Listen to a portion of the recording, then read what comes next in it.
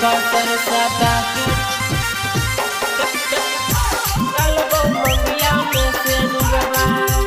Magahi recording studio Samastipur Sheikhpura. कसर सटा के डालबो। म्यूजिक डायरेक्टर मिथिलेश भोजपुरिया।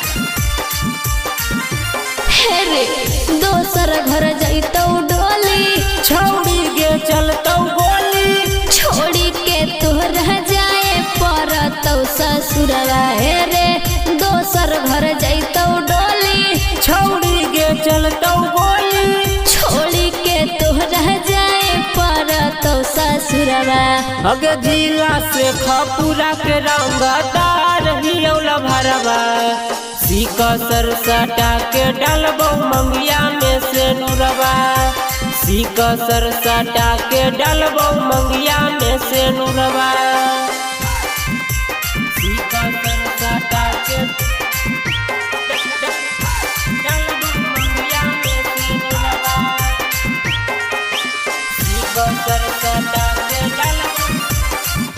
हे रे चल जइबो दूर बाकी रहबो तोरे पास रे।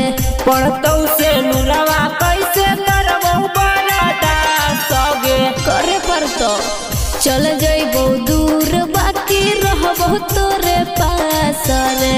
पढ़तौ से नुरवा कैसे करबो बरादा सगे। अरे छोड़ा हो गेलौ काल्हे मोर इंगेजवा।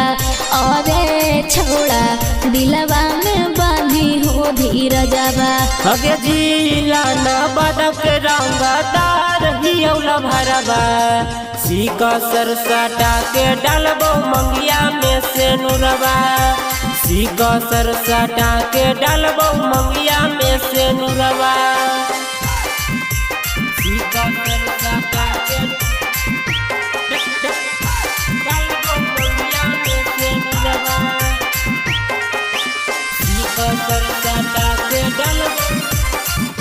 हे रे गुडू दीवाना फिक्र करे नहीं हमार रे। हमरे रहमी केतनो होतो डर हगे। अच्छा गोहलो प्रियांशु फिक्र करे नहीं हमार रे।